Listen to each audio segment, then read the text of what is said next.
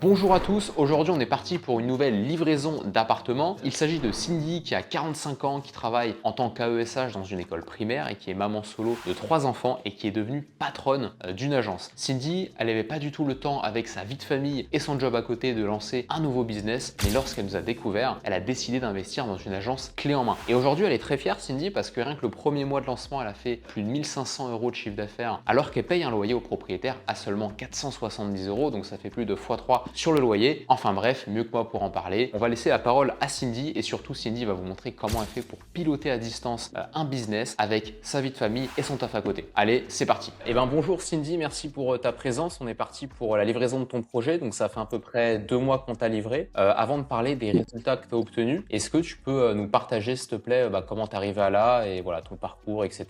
Comment tu arrives à là? Ok, alors bon déjà je vais me présenter vite fait. Donc je m'appelle Cindy, j'ai 45 ans, j'ai eu 45 ans cette année, j'ai 3 enfants, un chat et je suis séparée depuis 4 ans. Donc voilà, je suis une maman solo on va dire. Et pourquoi alors en fait par hasard je suis tombée sur ta vidéo sur Instagram. Pourquoi j'ai décidé de me lancer? Parce qu'en fait, ma maman est décédée l'année dernière. Okay. Et j'avais un peu d'argent de côté avec son héritage. Et je me suis dit qu'elle aurait eu envie que je vive et que je fasse des choses et que je sorte de ma zone de confort, en fait. Okay. Comme au niveau de mon boulot, je m'ennuie un peu. Là, j'ai fait le tour parce que je suis AESH en école depuis 2013. Du coup, là, j'ai fait le tour. Je commence un peu à m'ennuyer, à vouloir changer de direction. Et l'immobilier m'a toujours attirée, donc quand j'ai vu ta vidéo, je me suis dit il y a tout qui va dans ce sens-là, donc allons-y. Je me suis lancée, voilà. Après le 11 février, j'ai eu l'appel avec Clément de ton équipe. Okay. Le 11 février, j'ai eu l'appel. Le 16, on mettait en place l'appartement à Dijon. Du coup, c'est vous qui m'avez trouvé l'appartement. Le 16 mars, c'est ça? Le 16 mars, pardon. Ouais. Oui, pas le 16 février, ça fait un peu... Alors en fait, le deal avec Clément, c'est que je voulais absolument avoir un appart, avoir tout signé avec vous pour mes 45 ans. Donc j'ai eu 45 ans le 13 mars. Et le 16, l'annonce BNB était faite. Ok, oui, tu avais signé avant, mais c'est juste que le temps que ça se fasse. Oui, parce qu'il y a l'automatisation, l'aménagement, la mise en place, donc ça prend un petit peu de temps. J'avais tout fait. Bah oui, parce que toi, avec ton taf, c'est vrai que avec ta vie de famille et ton travail, tu n'avais pas le temps. Donc du coup, le fait d'avoir un projet clé en main comme ça t'a vachement aidé, j'imagine. Ah oui. S'il n'y avait pas eu ça, je pense que je me serais pas lancée. Parce que le projet clé en main, j'avais pas le temps déjà et déjà deux, j'avais pas forcément envie de me prendre la tête, de passer du temps là-dessus, l'envie, l'énergie, même de... Enfin, tu en parleras plus tard comment tu fais, mais même de négocier avec les proprios, j'avais pas envie de tout ça, donc je vous ai laissé faire.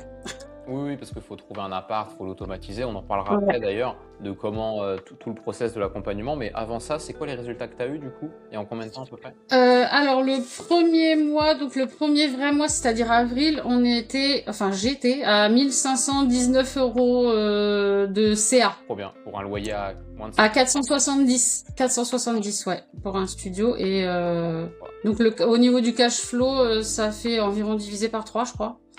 Un truc comme ça. Voilà, donc 500 €. Vachement intéressant, surtout qu'on n'est pas en haute saison. On t'a livré donc mi-mars, le temps que ça se lance. Donc tu as fait un mois d'avril complet. Donc super, un bon mois d'avril, j'ai eu un bon mois d'avril. Trop bien. Et là, on est fin mai, on est le 23 mai, là où on tourne la vidéo. Donc en gros, t'es à... J'ai vu tout à l'heure 1200 et quelques, mais le mois est passé. Il reste une semaine encore, mais oui, donc je doute pas. Oui, on devrait terminer à 1005, 1006 quoi. Enfin, voilà. Cette nuitée, c'est à peu près ça. Ok, trop bien. Bon ça c'était assez rapide, donc cash flow intéressant. Bon, c'est pas si simple, il faut le dire aussi parce qu'il y a eu des problèmes, que ça soit pour tout le monde en général. On dit pas que c'est facile. Donc raconte-nous un peu les problèmes qu'il y a eu hier. Tu m'as appelé pour les clés. Alors la première plus grosse anecdote, en fait, c'est ma première nuit. La première nuit qui s'est réservée. C'est un monsieur qui est venu juste une seule nuit, et il m'a rendu l'appartement dans un état déplorable.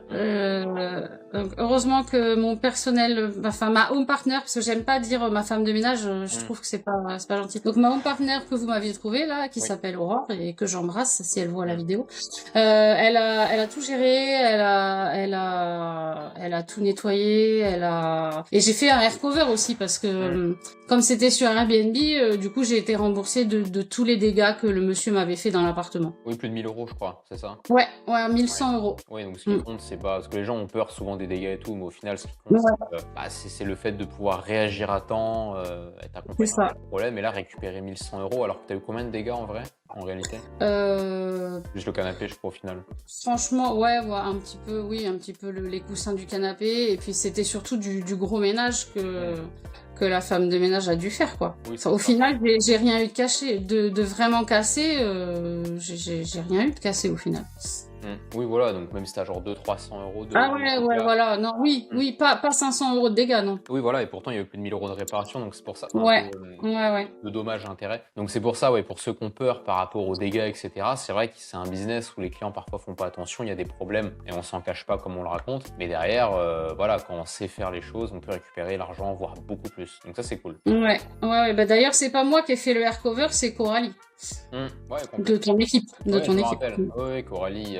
Heureusement, parce que moi j'y connaissais rien, donc j'ai paniqué total. Je t'avoue que j'ai eu des doutes. Je me suis dit non, je vais arrêter. Alors qu'au final c'était la première nuit, quoi. Donc, mais bon, j'apprends. Bah oui, et les doutes, j'imagine que c'est pas le seul doute que t'as eu. Si tu veux bien en parler un petit peu, t'as eu des doutes pendant ton parcours où t'as voulu tout arrêter. Tu t'es dit c'est quoi ce business à la con. Enfin, est-ce que t'as eu des...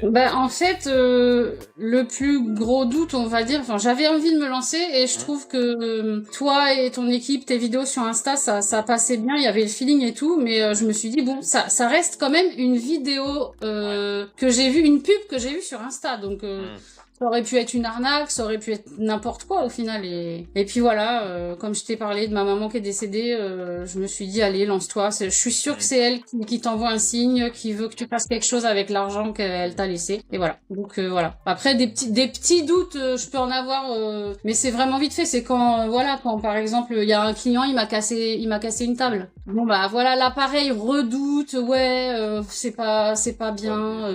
Mais au final, il m'a remboursé la table et puis c'était rien, quoi. Oui, puis le principal, encore une fois, c'est, tu pourras en parler aussi, le fait d'investir à distance, le fait que t'es Aurore, c'est ça? Oui, elle s'appelle Aurore. Donc Aurore, pour ceux qui ne savent pas, les home partners, c'est nous, on les recrute et on les forme pour justement que nos clients puissent piloter à distance. Et c'est ton cas, du coup. Et heureusement que du coup, tu as Aurore qui gère tout sur place. Donc tu peux en parler. Comment ça fonctionne du coup avec Aurore, la relation, etc. On s'appelle rarement. Nous, on fonctionne plutôt par les SMS. Donc à ce niveau-là, ça me va. Elle est comme moi à ce niveau-là. Donc super. Elle est super. Elle est adorable, elle est gentille. Quand il y a un souci, elle me rassure et puis elle gère. Elle gère. Là, j'ai dernièrement, la dernière anecdote, c'est une cliente qui m'a perdu les clés. Donc, très embêtant. Ouais, c'était hier, très embêtant. J'ai paniqué, mais beaucoup moins que la première fois, en fait, parce que j'apprends au final. Je commence à gérer le stress et les doutes. Mais et du coup, elle va faire un double. Elle va faire un, tu m'as dit? Un double. Elle a le double, en fait. Donc, elle va refaire un double et voilà. Et la cliente qui a perdu les clés me remboursera le double. Oui, voilà. Voilà, comme tu m'avais dit, non, là, t'es tombé sur une cliente honnête, mais voilà. Quand ils sont pas honnêtes, oui, j'ai eu de la chance. Oui, c'est ça. Quand ils sont pas honnêtes et qu'en plus ils passent par Airbnb, on fait un air cover et on est tranquille. Ok, trop bien, trop bien. Du coup, les équipes, pour parler d'eux vite fait, comment ça s'est passé? Tu as eu Clément, tu m'as eu également donc en appel. Comment ça s'est passé dans le suivi, le projet? Qui tu as eu? Après, je suis passée par Alexis. Ok. Alors Alexis, c'est lui qui a fait l'annonce Airbnb, qui a géré comment je peux dire, le channel manager, qui a tout fait la partie, je sais pas comment on peut appeler ça. Oui, alors c'est plutôt Coralie qui a dû faire ton annonce ou Mathéo, mais c'est Alexis qui pilote le projet, qui t'a proposé les appartements, etc. Après. Et puis le comptable aussi avec qui j'ai discuté pour savoir quelle forme de société j'allais faire juridiquement, qu'est-ce qui était intéressant pour moi. Mm. Voilà, donc on a choisi de faire une SASU parce que par rapport à moi, c'était plus intéressant. Complètement. Donc ça, pareil, j'y connaissais rien, donc c'est le comptable qui a tout fait. Ouais, le statut fiscal hyper important pour être sûr que Ouais. c'est une décision fiscale. Ouais, bah, d'où l'intérêt d'avoir un expert dans chaque pôle. Ouais. Ok, très bien. Après, toi, le déclic, bah, mis à part le déclic dont tu m'as parlé tout à l'heure, est-ce qu'il y a eu d'autres déclics qui t'ont permis de te lancer dans ce projet-là? Alors le fait que ce soit clé en main, déjà, ça a été un gros déclic, ouais, parce que Bah s'il n'y oui, avait pas eu ça, voilà, le feeling avec vous, le clé en main, et le fait que j'avais un petit peu d'argent de côté, là, j'ai dit let's go. ok. Faut investir, en fait, faut faire quelque chose pour Ouais, sortir de ta zone de confort, sinon on fait rien, en fait, dans la vie. bah oui, Voilà. c'est sûr. Ouais, c'est le passage à l'action, c'est le plus important, peu importe Ouais. comment on le fait. Et Ouais, c'est ça. surtout que c'est beaucoup plus rentable que l'IMO classique. D'ailleurs, toi, tu viens du milieu de l'IMO ou pas du tout? Enfin, c'est tout nouveau pour toi? C'est nouveau pour moi, mais je m'y intéresse depuis un moment et je sais que je sais que le classique, on gagne moins de cash flow forcément. Ouais, largement. Voilà. Donc après, il y a le classique où on gagne moins ou pas du tout de cash flow. Et il y a la colocation qui pouvait être intéressante, mais moi, le truc, la Soulog Pro vs l'investissement classique, j'avais pas assez déjà pour investir vraiment pour acheter. Ok. Et en plus, il y a les banques bloquent en fait parce que bon, j'ai un salaire d'AESH, donc forcément j'aurais pas pu acheter en fait. Ouais. Donc la Soulog Pro, c'était vraiment la super bonne solution pour moi en tout cas, par rapport à ma situation. Complètement. Ok. Oui, puis ça permet d'aller plus vite et Oui, c'est ça. de bien. Pourquoi pas après avoir des bilans pour réinvestir auprès de la banque. Ok. Oui, pourquoi pas. Mais après, moi, le truc que que j'attends, si tu me poses la question, comment je me vois dans 2 ans, par exemple, Ouais.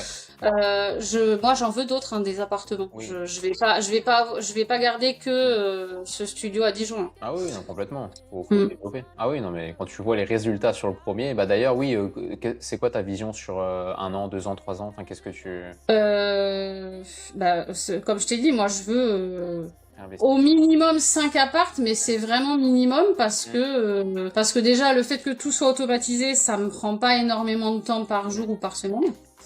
Déjà une, et déjà deux, mon rêve, ce serait vraiment d'arrêter ce travail d'AESH pour pouvoir en vivre de la Soulog Pro. Voilà. Ouais, complètement. Donc 10 apparts, pourquoi pas quoi. Entre 5 et 10 apparts, on verra comment ça évolue après. Complètement. On verra. Ouais, et puis l'avantage, c'est que tu peux gérer à distance et rentrer un appartement par-ci, un appartement par-là. Parce que là, toi, tu habites pas très loin de Montauban, de ce que j'ai vu. C'est ça, ouais. Toulouse, du coup, Ouais. à 1 heure de Toulouse. Et tu as investi à Dijon. Là, on t'a dit à Dijon 650 km de ton appartement. Tu habites. Comment tu fais pour piloter vraiment à distance? Parce que ça, les gens ont peur de ça. Tout se fait avec... tout est automatisé, en fait, avec les logiciels, avec Aurore, hein, parce que s'il n'y avait pas Aurore, honnêtement... Et c'est ça. C'est ma home partner, les logiciels, et puis honnêtement, j'ai rien à faire pour chercher des... Enfin, je veux dire, ça tombe directement, les réservations tombent sur Booking et sur Airbnb, j'ai rien à faire. Rien à faire, j'ai pas... Enfin voilà, ça se pilote assez simplement et tout est automatisé. Avec le téléphone, ouais. Ok. Ouais. Ok, bah écoute, je pense qu'on est pas mal. Et qu'est-ce que tu recommanderais du coup à quelqu'un qui est dans ta situation? Alors, pas forcément AESH, mais oui, quelqu'un qui est dans ta situation, qui a un CDI, qui est également maman solo, par exemple, et qui a un petit peu d'épargne et qui hésite, qui voit sur les réseaux, il se pose la question, il se dit mais est-ce que c'est vraiment sérieux? Est-ce que c'est réel? Est-ce que le business est bien? Enfin, qui se pose 1 milliard de questions comme tu as. Ouais, je pense que oui, c'est sérieux, c'est réel puisque je le fais, donc voilà. Avoir des doutes, c'est naturel, c'est normal, on est des humains, mais par contre, je pense que le meilleur moyen, le seul et unique conseil que je peux donner, en fait, c'est de foncer et de voir, en fait, parce que sinon, j'en serais pas là aujourd'hui. Je l'aurais pas fait, en fait, je serais toujours dans ma petite vie. Donc, foncez juste. Oui, et surtout. Essayez, ça coûte pas énormément de choses et Et puis voilà. Et juste, dernière question, avec le recul, est-ce que tu trouves que, parce que tu sais, sur Internet, souvent, il y a beaucoup de marketing. Une fois que tu es Mhm. rentré dans le programme, est-ce que tu te dis, ah ouais, au final, j'aurais quand même pu le faire et ça m'aurait pris du temps, mais je l'aurais largement fait toute seule? Ou alors tu te dis, ah non, quand même, putain, il y a beaucoup de travail. Enfin, comment tu vois les choses par rapport entre la publicité et la réalité, en gros? C'est quoi, toi? Ah ouais, non, non, oui, la publicité n'est pas mensongère. Il y a du taf derrière que déjà j'aurais pas pu parce que déjà j'avais pas le temps. Ok. J'ai toujours pas le temps d'ailleurs. Et déjà deux, ben vous connaissez votre boulot en fait, donc j'aurais pas pu faire sans vous. J'y connais rien. Enfin maintenant ça va mieux, mais Oui, j'y connaissais rien au mois de février. Donc vraiment, même ne serait-ce que faire une bonne annonce Airbnb, parce qu'il y a des bonnes et des mauvaises annonces, faut le savoir. Il y a des Airbnb qui marchent pas, il y a des Airbnb qui marchent. Donc ça, j'aurais pas pu.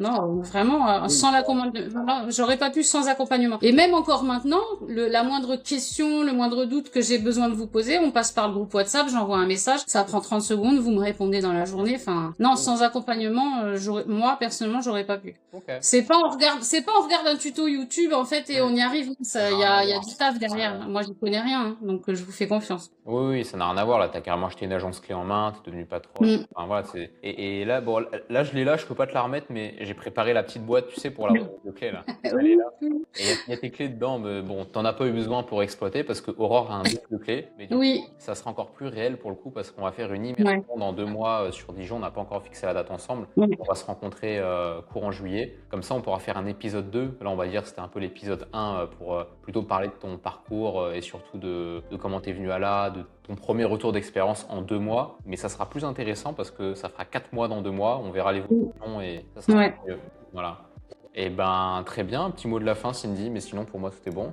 Ok, bah non, il n'y a pas de petit mot de la fin. Foncez si vous doutez. Et puis bah merci à toi et à ton équipe pour m'avoir aidé à commencer à changer de vie. C'est le but. Et ben, avec grand plaisir. Et ben, à très vite. Merci, Cindy. Merci à vous. Bye bye. C'est maintenant la fin de cette vidéo. Si vous avez accroché avec l'histoire, le parcours de Cindy et les résultats qu'elle a pu obtenir en si peu de temps, et ben restez connectés parce que bientôt arrive l'épisode 2. On va aller à sa rencontre directement sur le secteur de Dijon dans son appartement, histoire de voir son avancée, les galères qu'elle a pu avoir entre temps et surtout même remettre les clés de son appartement directement. Donc restez connectés pour l'épisode 2 et je vous dis à très vite pour une prochaine vidéo.